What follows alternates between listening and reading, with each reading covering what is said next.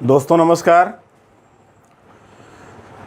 Gyandhara classroom में आपका स्वागत है, जो डे नाइट एकेडमी के द्वारा संचालित है। दोस्तों मैं आज आपको भारतीय संविधान के विभिन्न जो 22 भाग हैं उसके बारे में मैं डिटेल से समझाऊंगा। उसके अंतर्गत कौन कौन से अनुच्छेद आते हैं और कितनी अनुसूचियां हैं, ये सब मैं आज चर्चा करूंगा और ये समझाने का प्रयास करूंगा कि जो मूल भारतीय संविधान है वह कितने भागों, कितने अनुच्छेदों में और कितने अनुसूचियों में विभक्त हैं और उसमें क्या क्या है, किस भाग में क्या क्या दिया गया है, किससे संबंधित प्राविधान है, अर्थात सभी भागों के कंटेंट्स क्या हैं, मैं इस संबंध में आपको समझाने का प्रयास करूंगा। तो आप हमारे साथ वीडियो में बने रहिए। अगर ये बात आपको ठीक से समझ में आ जाती है तो संविधान को समझना बहुत आसान हो जाएगा। तो एक एक करके हम शुरू करते हैं। सबसे पहले तो आपको ये जानना ज़रूरी है कि जो भारतीय संविधान है, भारतीय संविधान में कुल 395 अनुच्छेद और 12 अनुसूचियां हैं। 12 अनुसूचियां हैं, 395 अनुच्छेद और 12 अनुसूचियां, और ये पूरे के पूरे 22 भागों में विभक्त हैं। यानी पूरा 395 अनुच्छेद 22 भागों में विभक्त है और 12 अनुसूची ये अलग से है। तो इस तरीके से 395 अनुच्छेद, 12 अनुसूचियाँ। मूल भारतीय संविधान में अनुसूचियों की संख्या केवल 10 ही थी, केवल 8 ही थी। और इसी तरह से मूल जो अनुच्छेद हैं वो 395 ही थे संविधान में, जो संशोधन के बाद बढ़ करके इस समय 465 के आसपास अनुच्छेद हो गए हैं। और अगर हम अनुसूचियों की बात करें तो 8 अनुसूचियों से इनकी संख्या बढ़ करके इस समय 12 हो गई है। इसी तरह से अगर हम भाग की बात करें तो इस समय कुल मिलाकर के 26 भाग हैं। 4 नए भाग उसमें समय समय पर संशोधन करके बढ़ाए गए हैं। तो ये तो स्थिति हो गई। अब इसका डिटेल वर्णन आप एक एक करके देखेंगे। अगर हम भाग 1 की बात करें संविधान के, तो संविधान के भाग 1 में संघ और उसके राज्य क्षेत्र का वर्णन है। संघ और उसके राज्य क्षेत्रों का वर्णन इस भाग 1 में किया गया है। और ये जो है अनुच्छेद 1 से लेकर के 4 तक इसमें वर्णन इसका किया गया है। तो 1 से 4 तक संघ और उसका राज्य क्षेत्र, इसका वर्णन भाग 1 में है। इसी तरह से जो भाग 2 है, ये नागरिकता से संबंधित प्राविधान का इसमें वर्णन किया गया है। और ये संविधान के अनुच्छेद 5 से लेकर 11 तक ये इससे संबंधित है, भाग 2 से संबंधित है। और नागरिकता से संबंधित सारे प्राविधान का वर्णन संविधान के इसी भाग 2 में ही किया गया है। और इसके बाद है भाग 3। भाग 3 मौलिक अधिकार या फंडामेंटल राइट्स से संबंधित है, जिसका वर्णन संविधान के अनुच्छेद 12 से लेकर 35 तक किया गया है। तो ये भाग 3 है। इसी तरह से भाग 4, इसमें राज्य के नीति निर्देशक सिद्धांतों का वर्णन है, directive principles of state policy. इस चैप्टर का वर्णन भाग 4 में किया गया है। और ये अनुच्छेद 36 से लेकर के 51 तक इस पूरे अनुच्छेद में, कुल 17 अनुच्छेदों में इसका वर्णन है। और इसके बाद फिर जो है नेक्स्ट जो भाग 4 का है, जिसको 42वें संविधान संशोधन 1976 के द्वारा जोड़ा गया है। ये 42वें संविधान संशोधन 1976 के द्वारा 51 का एक नया अनुच्छेद जोड़ा गया और एक नया भाग 4 का जोड़ा गया। और इस नए भाग और नए अनुच्छेद के द्वारा संविधान में मूल कर्तव्य को डाला गया। इस समय वर्तमान में 11 मूल कर्तव्य हैं, आप जानते होंगे। इसी तरह से जो नेक्स्ट इसका भाग 5 है, उसमें संघ सरकार से संबंधित प्राविधान का वर्णन है, अर्थात यूनियन गवर्नमेंट, द यूनियन ये चैप्टर है। मतलब संघ सरकार से संबंधित समस्त प्राविधान का वर्णन अनुच्छेद 52 से लेकर 151 तक किया गया है। इसके बाद फिर भाग 6। भाग 6 में राज्य का वर्णन है। जो हमारे यहाँ प्रांत हैं, प्रोविंस हैं, प्रोविंस का वर्णन अनुच्छेद 152 से लेकर 237 तक किया गया है। इसके बाद फिर संविधान का भाग 7 है। भाग 7 में भाग खा से संबंधित राज्यों का वर्णन है और ये संविधान के अनुच्छेद 238 में है, लेकिन इसको निरसित कर दिया गया है 7वें संशोधन के द्वारा इस भाग को निकाल दिया गया है। आप सब लोगों को ये पता होना चाहिए कि जब संविधान लागू हुआ था तो उस समय समस्त राज्यों को, समस्त संघ शासित क्षेत्रों को मिला करके राज्य 4 प्रकार के बनाए गए थे। यानी राज्य के 4 भाग थे। भाग का श्रेणी के राज्य, भाग खा श्रेणी के राज्य, भाग गा श्रेणी के राज्य और भाग घा श्रेणी के राज्य। तो ये 4 श्रेणियां राज्यों की थी, कुल 4 श्रेणियां। उसमें से जो भाग खा श्रेणी थी उसका वर्णन इसमें किया गया था और उससे संबंधित कुछ आवश्यक प्राविधान इस भाग 7 में रखा गया था। तो इसको फिर 7वें संशोधन के द्वारा इसको हटा दिया गया और राज्यों का नए सिरे से जब पुनर्गठन किया गया तो उस समय कुल 2 कैटेगरी राज्यों की बनी, कुल 2 कैटेगरी। और उस कैटेगरी में एक तो राज्य हुए और दूसरी कैटेगरी हुई जो भाग 8 में है संघ राज्य क्षेत्र। तो इस समय राज्यों की केवल 2 कैटेगरी है, एक तो राज्य और दूसरा संघ शासित क्षेत्र। राज्यों की संख्या वर्तमान समय में आप सब लोग जानते होंगे, वर्तमान में राज्यों की संख्या 28 है और संघ शासित क्षेत्रों की संख्या 9 है। तो अब केवल 2 कैटेगरी है राज्यों की। संघ शासित क्षेत्रों का जो वर्णन है ये संविधान के भाग 8 में है। तो ये भाग हो गए और इस तरह से ये 8 भाग संविधान के हो गए। इसके बाद में फिर नेक्स्ट, तो इसके बाद भाग 9 है। भाग 9 जो मूल संविधान था उसमें पंचायतें करके एक चैप्टर था और उसमें केवल एक अनुच्छेद 243, इसी में पंचायतों से संबंधित संक्षिप्त प्राविधान का वर्णन था। लेकिन गांधी जी का एक सपना था कि हमको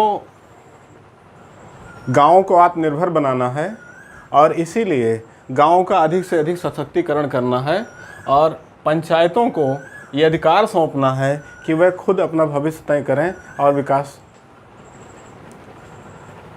तो फिर जो मूल भाग 9 है, मूल संविधान का जो उपबंध 243 था, उसमें पंचायतों के बारे में संक्षिप्त वर्णन था। बाद में फिर 1992 में 73वां संशोधन किया गया और इस संशोधन के द्वारा ग्राम पंचायतों से संबंधित एक नया भाग इसमें जोड़ा गया और ये जो भाग जोड़ा गया भाग 9 में ही, ये जो है 243 अनुच्छेद 243 का से लेकर 243 ता तक कुल 18 अनुच्छेद जोड़ करके और ग्राम पंचायतों से संबंधित प्राविधान किया गया। यानी ये ग्राम पंचायत से संबंधित प्राविधान 243 का से लेकर 243 ता तक किया गया और इस तरीके से पंचायतों को संवैधानिक दर्जा भी दिया गया।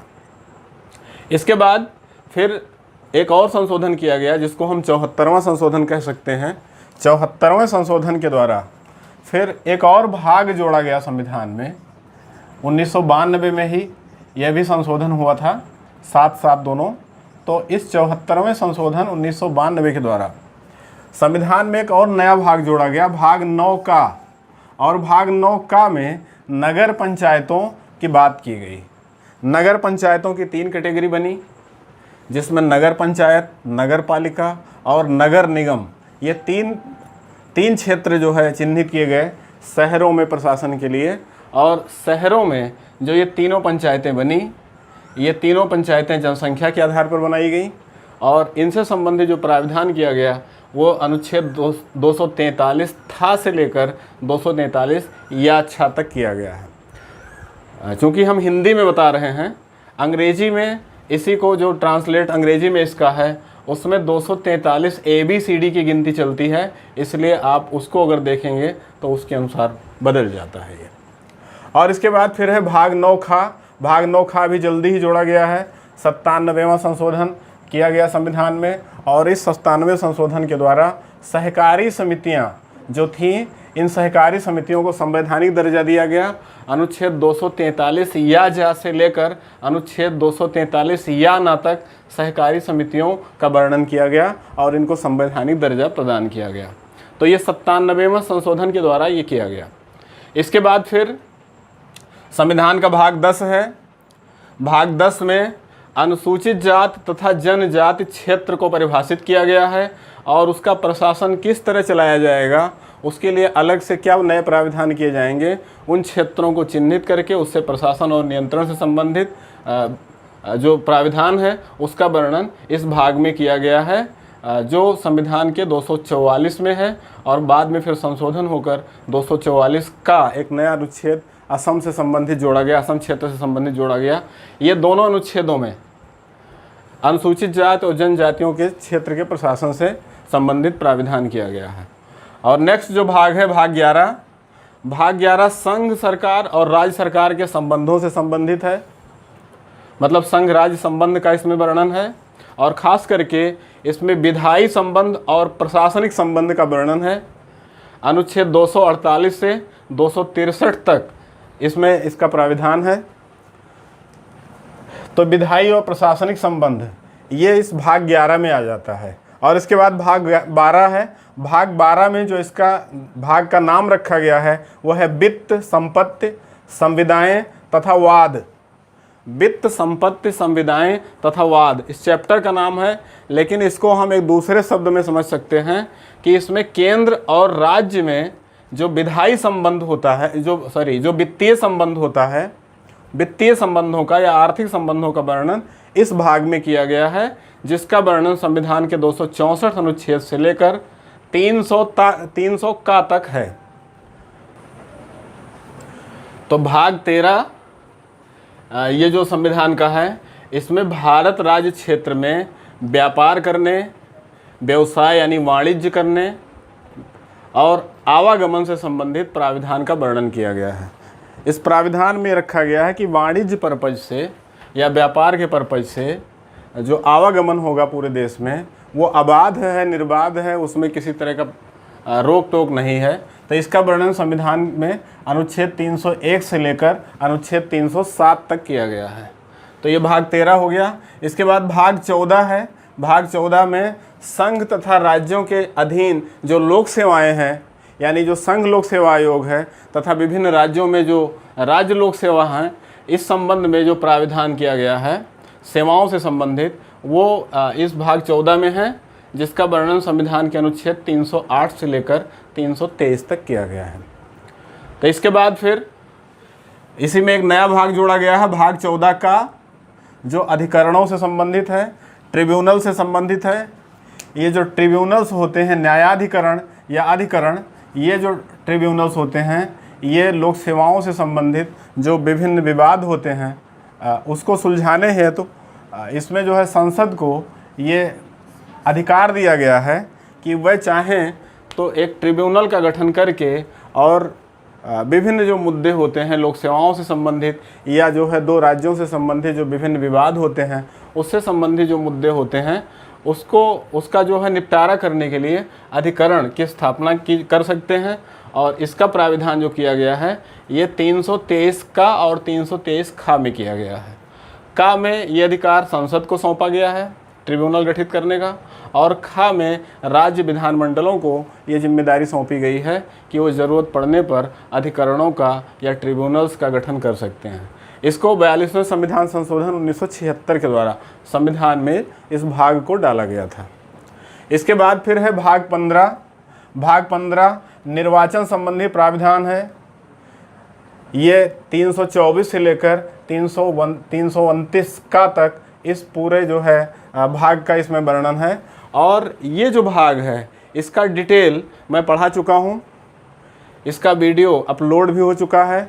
आप चाहें तो इस पूरे भाग को उस वीडियो पर देख सकते हैं, अपनी समस्त समस्याओं और प्रश्नों का समाधान यहाँ पर कर सकते हैं।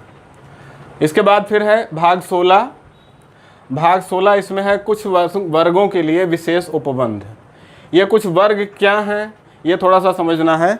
तो ये आपको पता होना चाहिए कि भारत जब आज़ाद हुआ तो कुछ अंग्रेज़ हमारे यहाँ रह गए थे, जो वापस नहीं गए, उन्होंने भारतीय नागरिकता ले लिया और यहीं पर बने रहे। उनको हम लोग आंग्ल भारतीय के नाम से जानते हैं। और आंग्ल भारतीय, खास करके आंग्ल भारतीय लोगों के लिए विशेष प्राविधान का वर्णन है। लोकसभा में और विधानसभाओं में इनका स्थान आरक्षित किया गया है। लोकसभा में 2 सीटें और विधानसभाओं में 1 सीटों का आरक्षण इनके लिए किया गया है। और इनसे संबंधित जो प्राविधान है और कुछ जो प्राविधान है, इसका वर्णन इस भाग में किया गया है।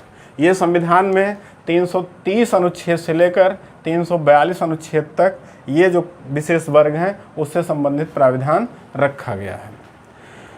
साथ साथ लोकसभा और विधानसभाओं में जो विभिन्न जो वर्ग हैं, उन सारे वर्गों के आरक्षण संबंधी प्राविधान का वर्णन भी इसी अनुच्छेद में, इसी भाग में किया गया है।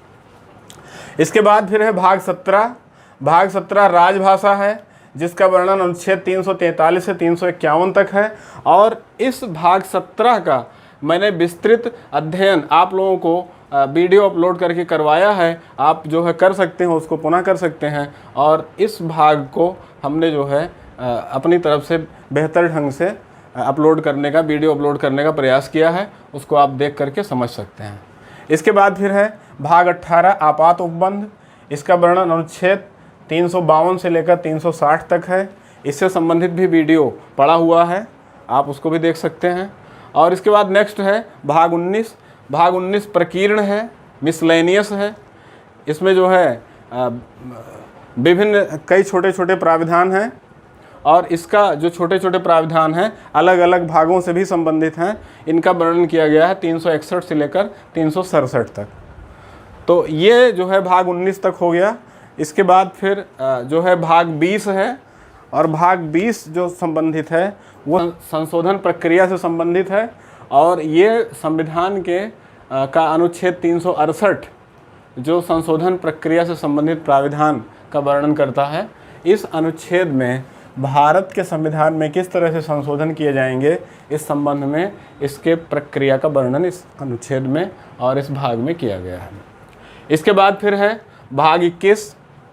भाग 21 अस्थायी, संक्रमणकालीन तथा विशेष उपबंध। इस भाग का नाम है अस्थायी, संक्रमणकालीन और विशेष उपबंध। इसमें जो है ऐसे उपबंध रखे गए हैं जो समय समय पर बदलते रहेंगे, जो किसी विशेष उद्देश्य और विशेष कारणों से संबंधित हैं। और जब वो उद्देश्य और कारण पूरे हो जाते हैं तो वो टेम्परेरी रूप से संविधान में जो रहते हैं उनको ट्रांसफ़र कर दिया जाता है। तो इस तरीके से ये उपबंध अनुच्छेद 369 से 392 तक रखे गए हैं। तो इसके बाद जो लास्ट भाग है संविधान का वो है भाग 22।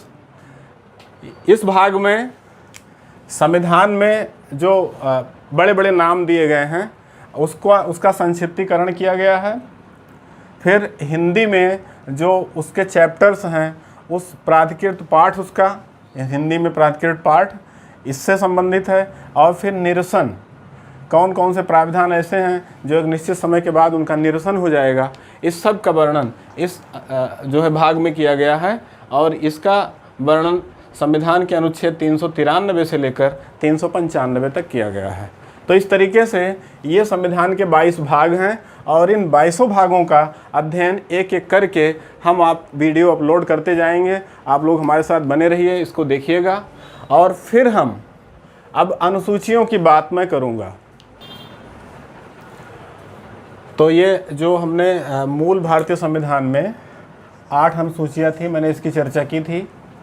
इसके बाद समय समय पर संशोधन करके 4 और अनुसूचियाँ इसमें बढ़ाई गई और इनकी संख्या हो गई 12। तो ये 12 अनुसूचियाँ जो हैं वो किससे संबंधित हैं, ये मैंने बोर्ड पर लिख दिया है और एक एक करके आप इसको समझ लीजिए। इसमें जो पहली अनुसूची है ये राज्य तथा संघ शासित क्षेत्रों से संबंधित है। अर्थात राज्य कौन कौन से हैं और संघ शासित क्षेत्र कौन कौन से हैं उनको परिभाषित किया गया है, उनके टेरिटरी को डिफाइन करने का प्रयास इसमें किया गया है। और दूसरा जो दूसरी अनुसूची है वो वेतन भत्ते और पेंशन से संबंधित है।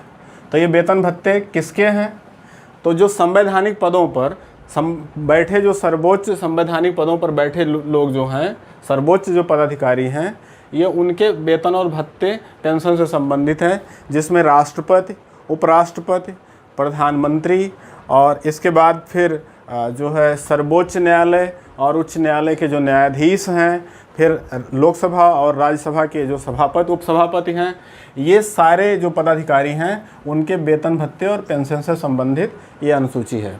और इसके बाद जो अनुसूची 3 है, इस तीसरी अनुसूची ये इसमें जो सर्वोच्च संवैधानिक पदों पर बैठे लोग हैं उनके शपथ से संबंधित है। इसमें उनके शपथ का प्रारूप दिया गया है और इसी प्रारूप के आधार पर वो शपथ लेते हैं, प्रतिज्ञान करते हैं। और ये जो अलग अलग सबका शपथ का प्रारूप है, इसका इसमें वर्णन किया गया है। इसमें राष्ट्रपति, उपराष्ट्रपति और राज्यसभा के सदस्य जो हैं, राज्यसभा के सभापति, उपसभापति हैं, लोकसभा के सभापति, उपसभापति हैं, और जो है न्यायालयों के, खास करके सर्वोच्च न्यायालय, उच्च न्यायालय, इसके जो न्यायाधीश हैं उनके शपथ के प्रारूप का इसमें वर्णन किया गया है। और इसके बाद फिर जो चौथी अनुसूची है, चौथी अनुसूची राज्यसभा में सीटों के आवंटन से संबंधित है। इसमें जो राज्यसभा की जो 243 सीटें हैं, वो 243 सीटों का आवंटन विभिन्न राज्यों में और 2 संघ शासित क्षेत्रों में किया गया है। 28 राज्य इस समय हैं। 28 राज्यों में अलग अलग राज्यसभा की सीटें कितनी होंगी, और फिर 2 संघ शासित क्षेत्र ऐसे हैं, एक तो दिल्ली है और दूसरा पांडिचेरी है, जिसको पुदुचेरी के नाम से वर्तमान में हम जानते हैं। इसमें एक सीट निर्धारित की गई है, दिल्ली में 3 सीट निर्धारित की गई है। और इस तरह से जो संघ शासित क्षेत्र 3, 1, 4 ये हो गया, और फिर 28 जो राज्य हैं इसके लिए राज्यसभा में अलग अलग सीटों का निर्धारण किया गया है। फिर जो नेक्स्ट 5वीं अनुसूची है, ये अनुसूचित जाति क्षेत्रों के प्रशासन से संबंधित है। हम जानते हैं कि हमारे देश में बहुत सारे ऐसे राज्य हैं और केंद्र शासित क्षेत्र हैं जहाँ पर अनुसूचित जातियाँ और जनजातियाँ निवास कर रही हैं। तो जनजातियाँ जितनी हैं, जिनको शेड्यूल्ड कास्ट या शेड्यूल्ड ट्राइब्स कहा गया है, अगर वो बहुसंख्यक में हैं तो उनके लिए संविधान ये कहता है कि अलग से प्राविधान किया जा सकता है और उनके प्रशासन का एक अलग स्ट्रक्चर तैयार करके उस क्षेत्र विशेष में लागू किया जा सकता है। तो ये अनुसूचित जाति क्षेत्रों और जनजाति क्षेत्रों के प्रशासन और नियंत्रण से संबंधित है। और इसके बाद जो 6वीं अनुसूची है, 6वीं अनुसूची में जनजाति क्षेत्र का प्रशासन है। असम, मिजोरम, त्रिपुरा और मेघालय, ये केवल 4 राज्यों से संबंधित है। इन चारों राज्यों में जनजातियों की संख्या अधिक है और इन जनजातियों के लिए अलग से प्रशासन और उसका जो है नियंत्रण, अलग से स्ट्रक्चर बनाने का जो प्राविधान किया गया है वो इस अनुसूची में उसका वर्णन किया गया है। इन चारों राज्यों के अतिरिक्त जो अनुसूचित क्षेत्र है, जनजाति क्षेत्र है, उसके प्रशासन का वर्णन ये 5वीं अनुसूची में है। इसके बाद फिर जो 7वीं अनुसूची है वो केंद्र और राज्य में शक्तियों के वितरण से संबंधित है। तो हम आप जानते हैं कि संघ और राज्यों के बीच में जो शक्तियों का बंटवारा किया गया है वो 3 सूचियों के माध्यम से किया गया है, संघ सूची, राज्य सूची और समवर्ती सूची। तो इन तीनों सूचियों में कुछ जो विषय हैं वो निर्धारित कर दिए गए हैं। जैसे संघ सूची में 97 विषय हैं, राज्य सूची में वर्तमान में 61 विषय हैं, समवर्ती सूची में इस समय 62 विषय हैं और 52 विषय हैं, 52 विषय, समवर्ती सूची में 52 विषय हैं। इस तरह से ये जो 3 सूचियां हैं, इन तीनों सूचियों में शक्तियों का विभाजन कर दिया गया है। संघ सूची पर के विषयों पर कानून संसद बनाती है, राज्य सूची के विषयों पर विधानमंडल कानून बनाता है और समवर्ती सूची के विषयों पर संसद और विधानमंडल दोनों को कानून बनाने का अधिकार है। तो इसका वर्णन अनुसूची 7 में किया गया है। ये सारे विषय उसमें लिखे गए हैं। इसके बाद फिर 8वीं अनुसूची है जो भाषा से संबंधित है। वर्तमान में इसमें 22 भाषाएं संविधान के द्वारा मान्य भाषाएं मानी गई हैं, यानी ये 22 भाषाएं ऐसी हैं जो हमारे देश की प्रमुख मान्य भाषाएं हैं। इनको संवैधानिक दर्जा दिया गया है इस 8वीं अनुसूची के द्वारा। इसके बाद फिर हम आएंगे 9वीं अनुसूची पर। 9वीं अनुसूची प्रथम संविधान संशोधन के द्वारा 1951 में जोड़ी गई थी। 1951 में ये प्रथम संविधान संशोधन से, तो इस संशोधन के द्वारा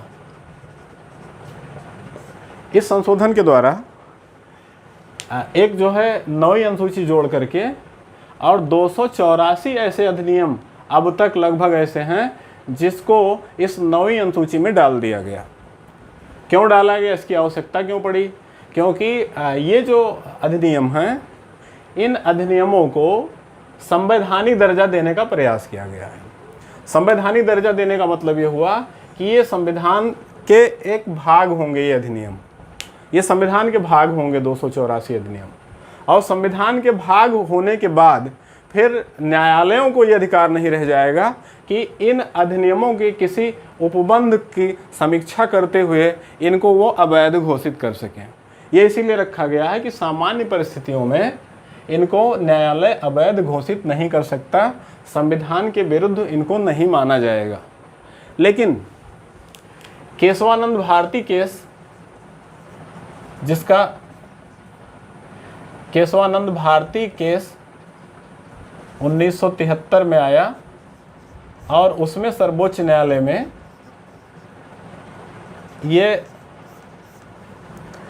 सर्वोच्च न्यायालय ने ये निर्णय दिया कि जो संविधान है, संविधान की समीक्षा तो सर्वोच्च न्यायालय कर सकता है और संसद को संविधान में संशोधन करने का भी अधिकार है, लेकिन संसद ऐसा कोई संशोधन नहीं कर सकती है जो संविधान के बेसिक स्ट्रक्चर को या मूलभूत ढांचे को क्षति पहुंचाती हो।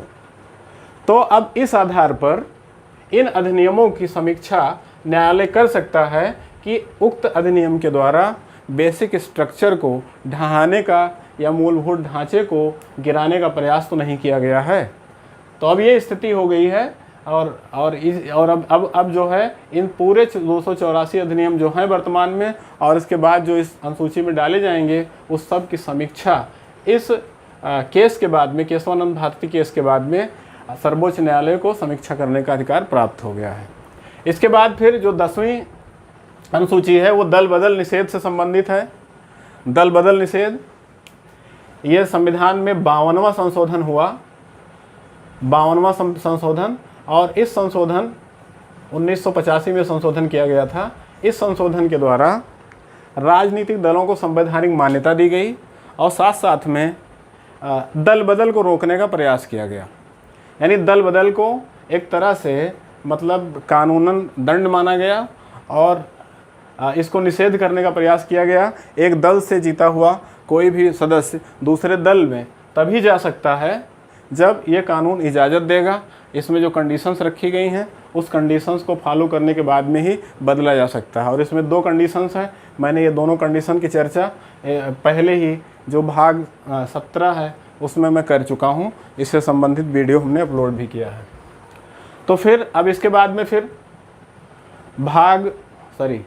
अनुसूची 11 है। अनुसूची 11 में पंचायतों का वर्णन किया गया। पंचायतों का वर्णन इस अनुसूची में किया गया है और इसको 73वें संशोधन के द्वारा जोड़ा गया है। 73वें संशोधन के द्वारा, 73वां संशोधन 1992 में किया गया और फिर उसमें जो ग्राम पंचायतें हैं और फिर इसके बाद क्षेत्र पंचायतें हैं, जिला पंचायतें हैं, जिला परिषद हैं, इन सब का एक स्ट्रक्चर बना करके इनको संवैधानिक दर्जा दिया गया है और पंचायतों को स्वायत्त करने का प्रयास किया गया है। तो यह 73वां संशोधन जो 11वीं अनुसूची से संबंधित है और अंतिम अनुसूची जो है वो 12वीं अनुसूची है जो नगर पालिकाएँ हैं, नगर पंचायतें हैं, नगर निगम हैं, इससे संबंधित प्राविधान जो किया गया है वो इस अनुसूची में उसका वर्णन किया गया। और इस अनुसूची को भी 1992 में ही 74वें संशोधन के द्वारा जोड़ा गया है। 74वां संशोधन 1992 में जो किया गया उसके द्वारा इस अनुसूची को संविधान में जोड़ा गया। तो इस तरीके से ये जो अनुसूचियां हैं और इसके पहले जो मैंने भाग की चर्चा की है, ये संविधान का एक स्ट्रक्चर है एक जो है एक ढांचा है, अगर ये हमको समझ में आता है तो एक एक करके हम सभी भागों को आसानी से समझ सकते हैं और हम सभी भागों से संबंधित वीडियो एक एक करके अपलोड करेंगे। आप लोग हमारे साथ बने रहिएगा। लगभग जो है सभी संविधान के सभी प्रावधान को बेहतर ढंग से समझाने का प्रयास मैं अपनी तरफ से करूँगा। धन्यवाद।